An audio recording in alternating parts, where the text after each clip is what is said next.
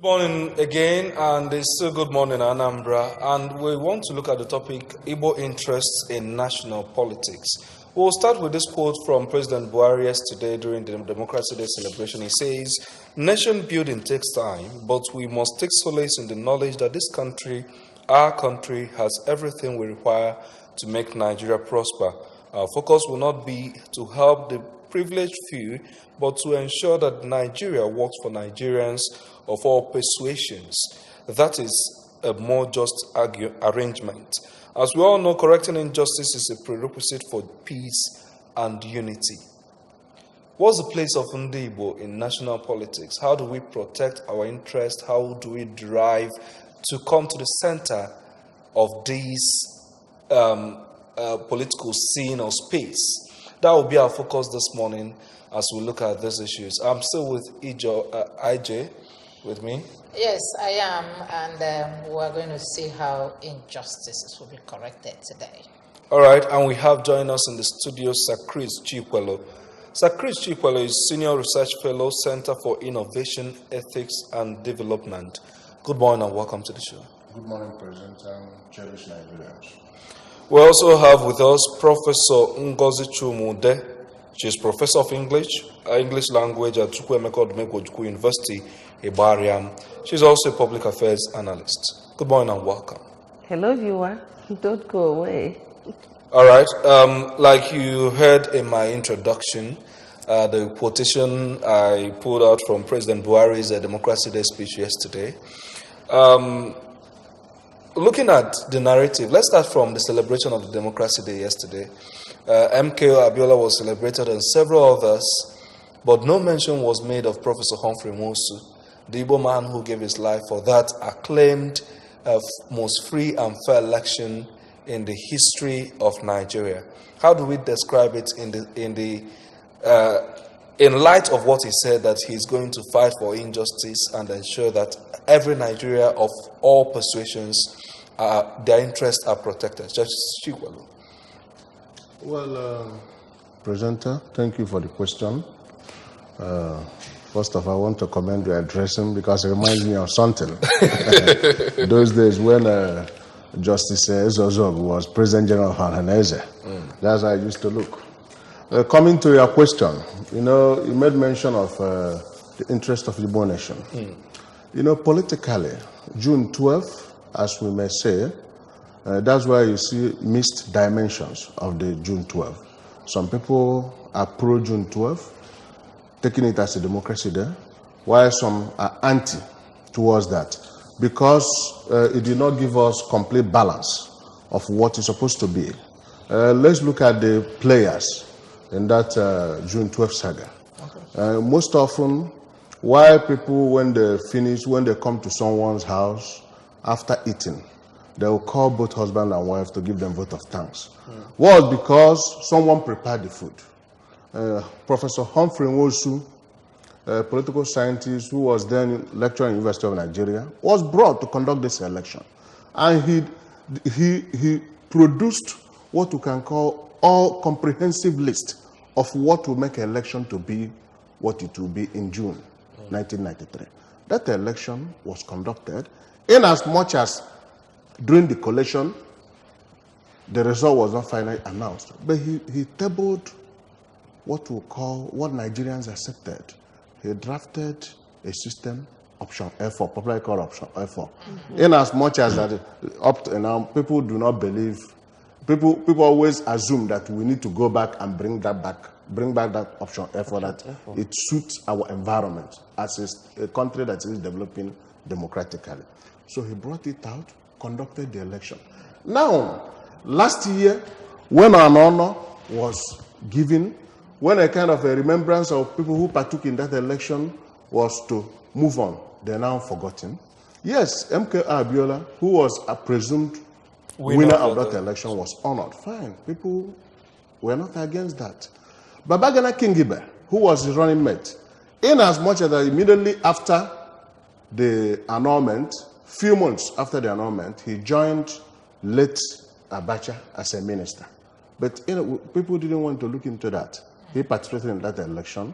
Then what of the person who conducted that election? That is why today people are not happy that he's not honored. Why do you think he was skinned out of the whole thing? Well, when you look at it the other way, you understand me? You might say that it may be the way people look down on Igbo people.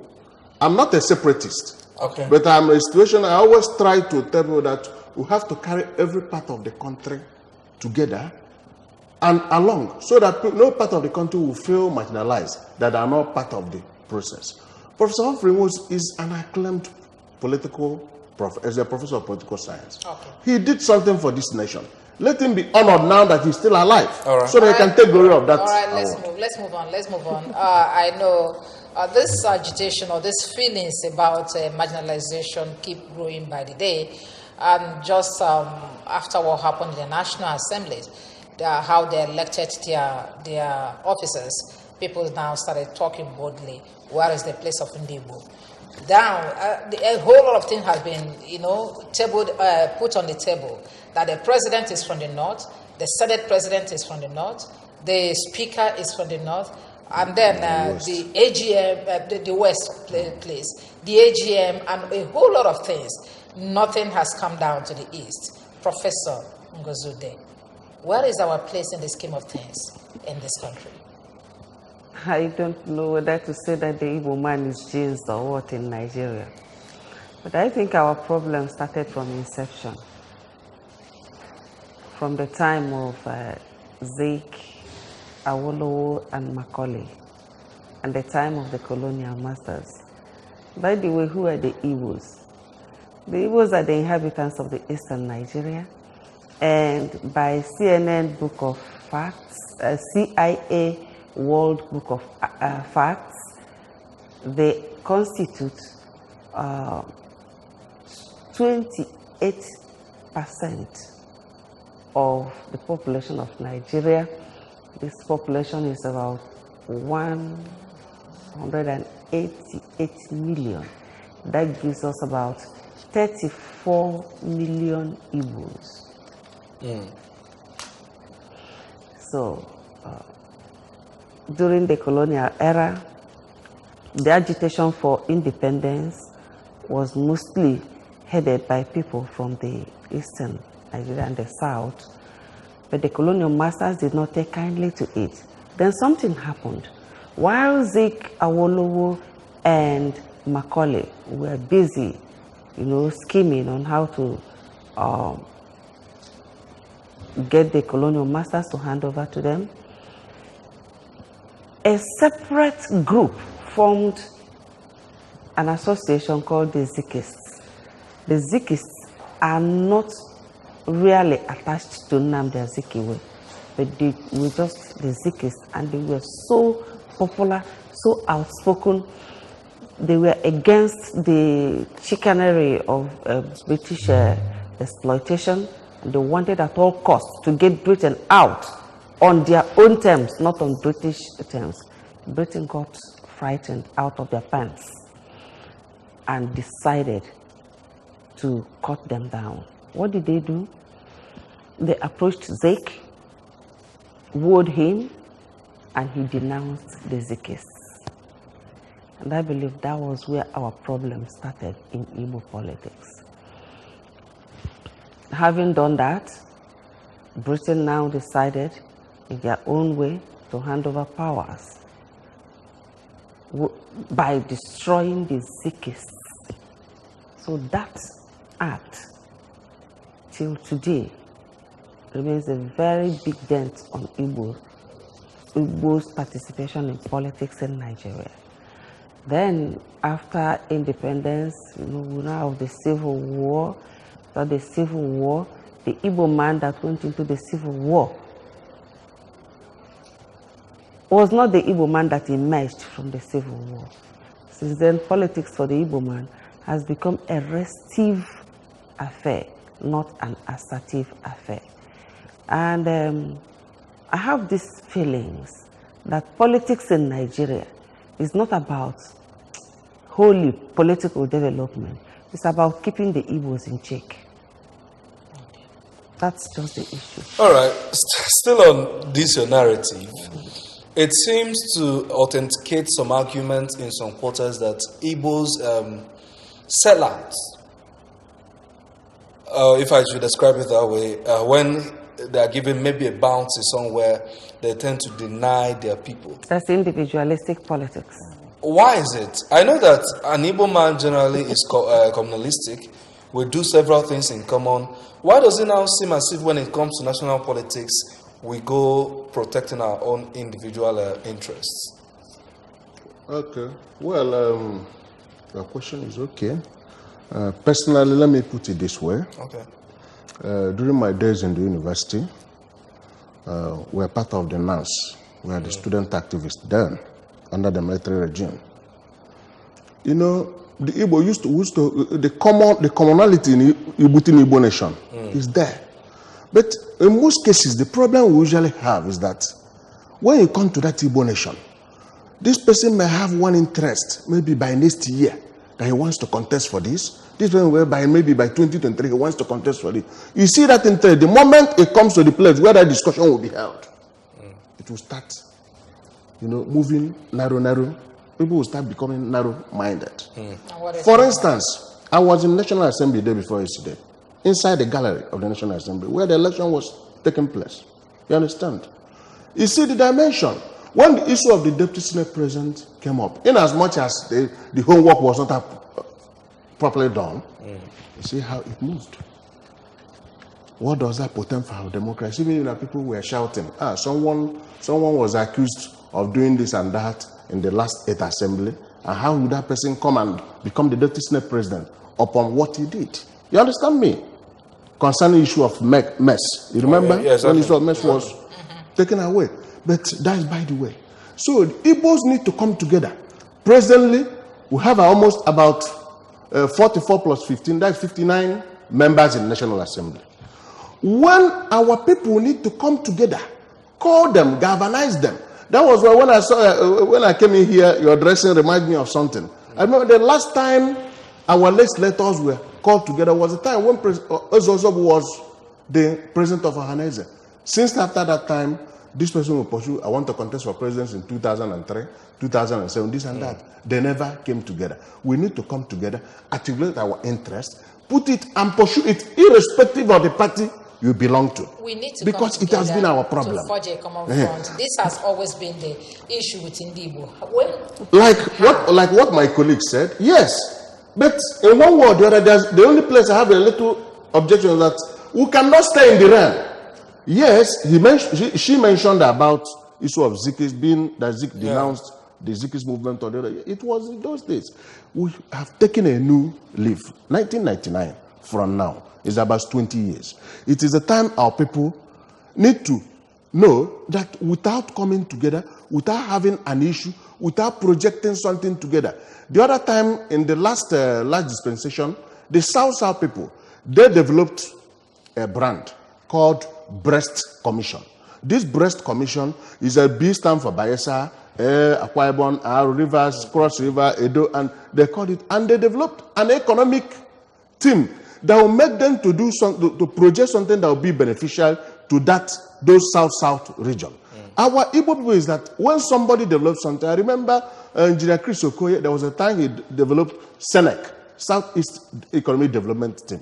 But our governors, never allow that thing to see light of the day. Because this person will be given allegiance, either that he wants to run for this election maybe in 2015 without checking out order coming together. You understand me? The 5 governors don't come together. So this is the problem of our people. Yes, that's our problem. Okay, but let's see, because every time, like I kept saying, we are still crying of marginalization. We don't even know this time who is marginalizing who. That's this statement that just came from the Honest and Igbo. Federal government must address Igbo injustice. Okay. The same power is taken and not given. Will you always be crying of this injustice? Do you have anything, any plan at all to get back to the drawing board and find out why you are being marginalized, why these injustices are being meted to you, and what you are supposed to do to get yourself fixed in the scheme of things in this nation? Or do we keep crying like this? That's what we're saying. Power is not an appointment. Electoral power is not only an appointment. No, I want the prof to react to this. I told you before that the problem of the Igbo man in politics is a checkered one.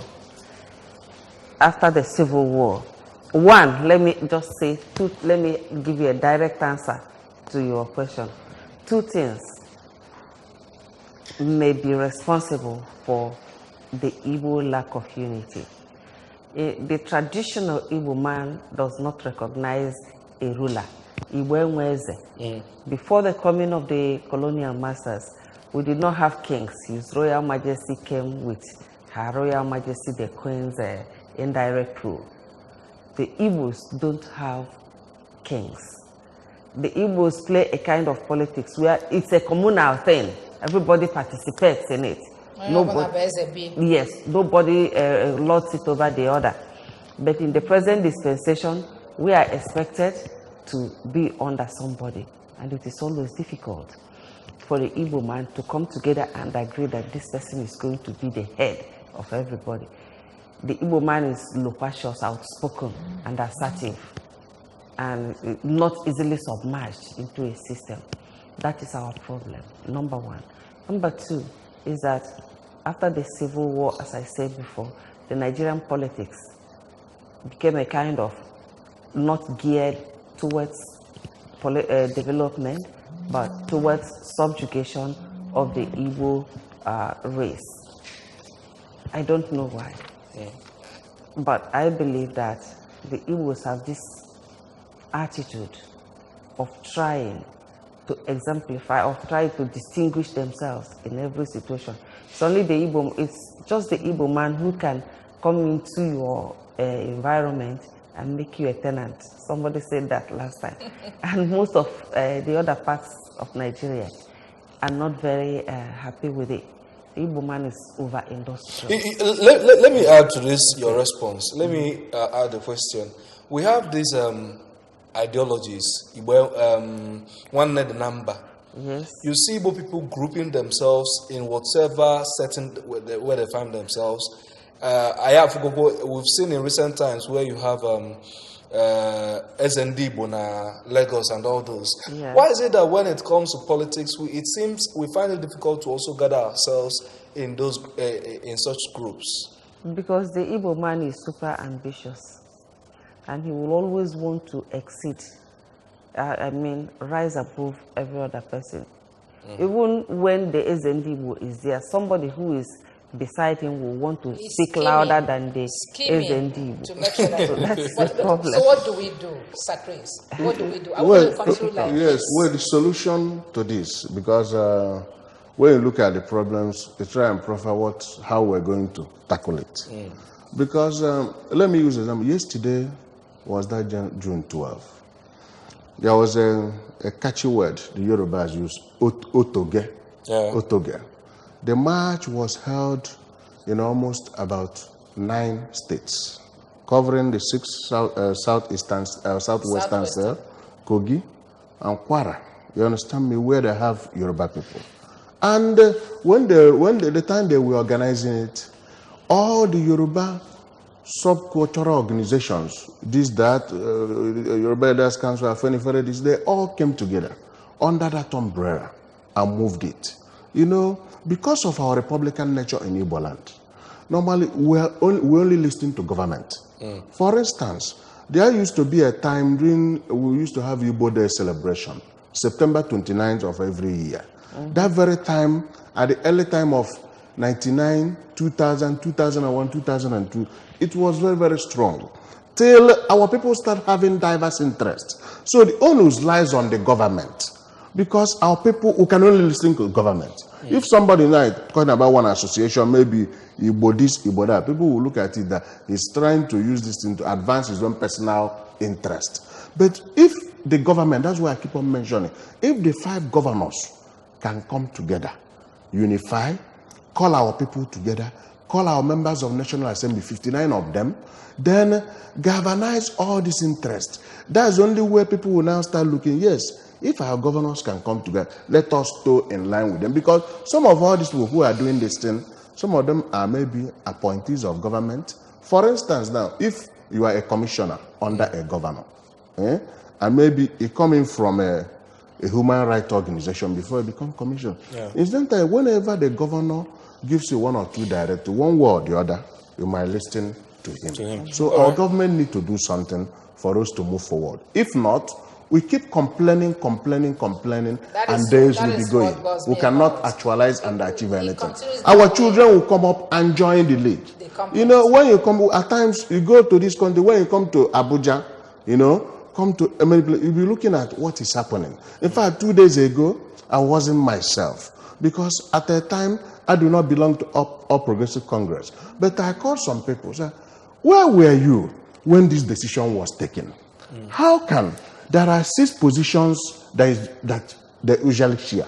Why? The president has gone to the north, this one to the southwest. Why shouldn't you people now say, okay, since they have taken this and taken that? I remember in 2015 that they were looking for a senator from the southeast of APC extraction, who they are going to make, who they were supposed to make the Senate president then. Now we have about 3 of them. Why shouldn't they make one of them Senate president? Or even if since they have zoned the Senate president to another place, why not them make somebody else a speaker from this place?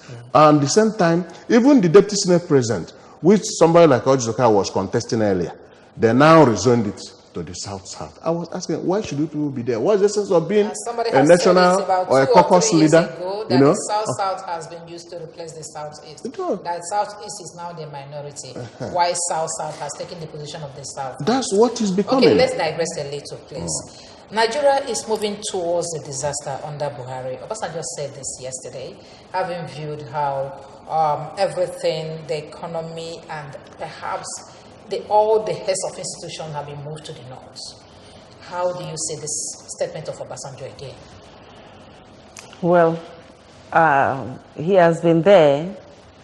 He has been the president of Nigeria for a long time, and he's a sage. Let's put it like that. And if he feels that Nigeria is moving towards a disaster, well, he is entitled to his own opinion. But as an Eastern woman, I believe that nature abhors vacuum. Somehow, somewhere, at certain levels, these things will be aborted. I am very sure of that. All right, someone wants to join us in the studio, okay? Now, the question that I will now continue to ask is, different solutions have been given. You've suggested galvanizing the Southeast governors, galvanizing these groups into one, getting them to speak with one voice. Now, different solutions have been given. Some people say it would be best to start from opposition.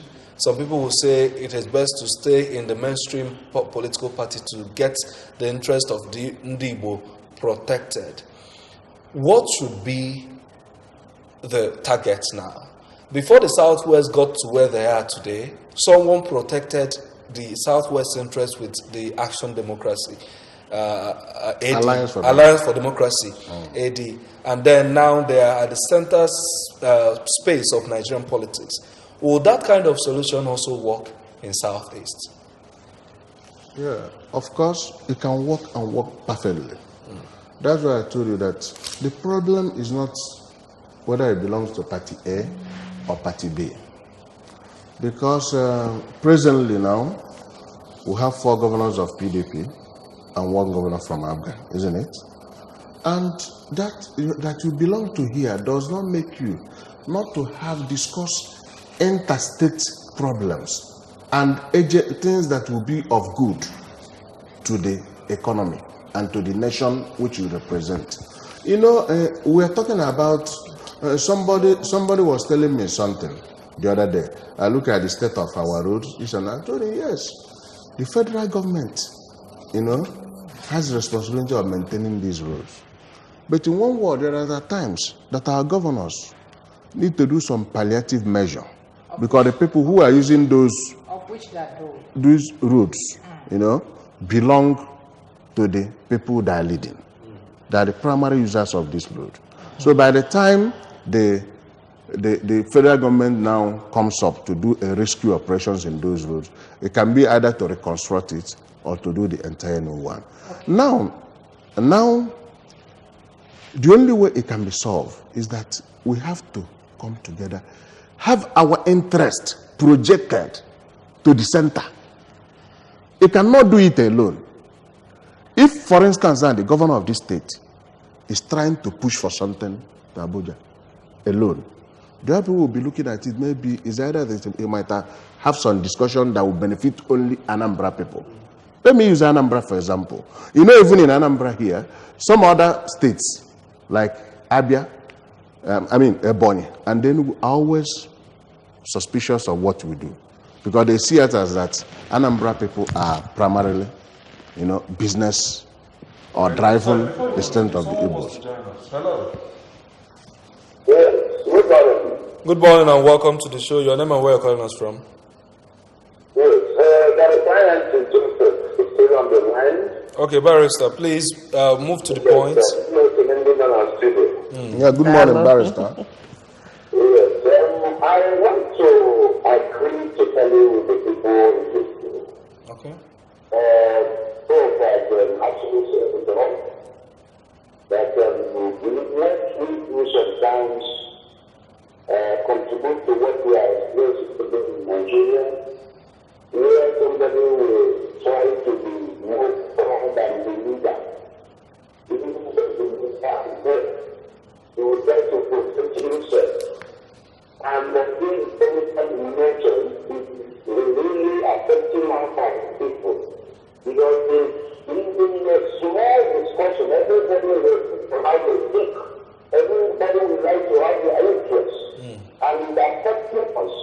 When we need to project ourselves as a people, the Igbo people that see themselves as one, the question we need to ask is, will we actually defeat this nation called Nigeria?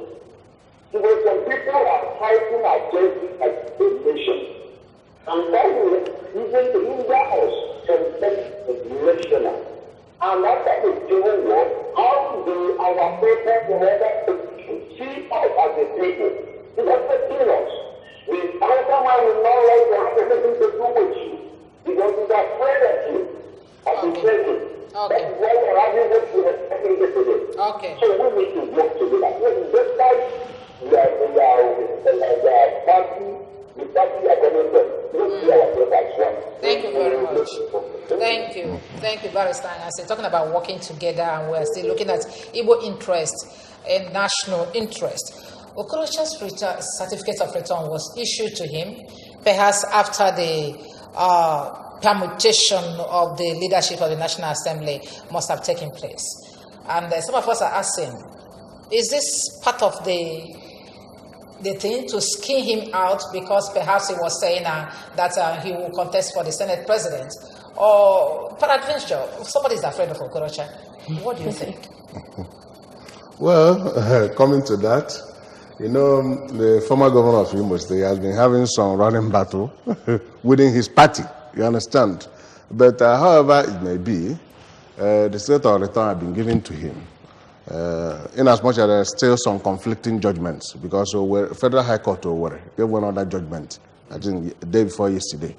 But it's not an issue of Senate president anyway, because when you look at the Senate order rules, he is not qualified, according to the order rules, to contest for the Senate president, because he's just a first-timer in the Senate. We only have Senator Jose Okalo and Ben Owajumog, the only two of them that are qualified according to the Senate order rule. It's not that they cannot contest, but internally, it's an election that are organized by themselves, for themselves. So they have rules following that election, which they usually make. So in coming to the other one, when he was governor, I don't want to go into his personal activity. Let's not go there. We are talking about fighting for the common interest of the Igbo man now. Okay, because a lot of people we are expecting that we should have stood up for him when he had that problem. Of course, some people. No, look like one of the days I was in I was in the radio program. I spoke on it. I've spoken on it twice. Okay. That they should not introduce that lexicon inside our political firmament, because once a returning officer pronounces someone a winner, that person becomes the winner of that Okay, election. And what we call declaration sheet from EC8D or E, depends on the election that person is, will be given to that person. Okay, Once Professor Ngozi, now that we have the likes of Uche Hunife, Odua, Obakanu, Ekweremade, a whole lot of them that are in the National Assembly, do we see them forging a common front for the interest of the Igbo man? That is our prayer to them, that they should, as a matter of strict urgency, form a common front. All right. That's how far we'll run on Good Morning Anambra, looking at the topic Igbo interest in national politics.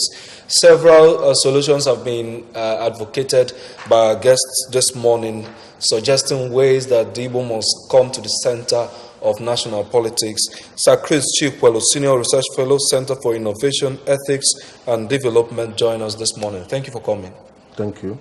And also Professor Ngozi Chumu, the Professor of English Language at Chukwuemeka Odumegwu Ojukwu University, Ibariam, and also a public affairs analyst, also joined us. It is time to realign our perceptions. It's time to realign our perceptions, and that is how far we'll run on the show this morning. I am David Opopasele. And my name is Sijama Uche. Well, thank you very much for joining us.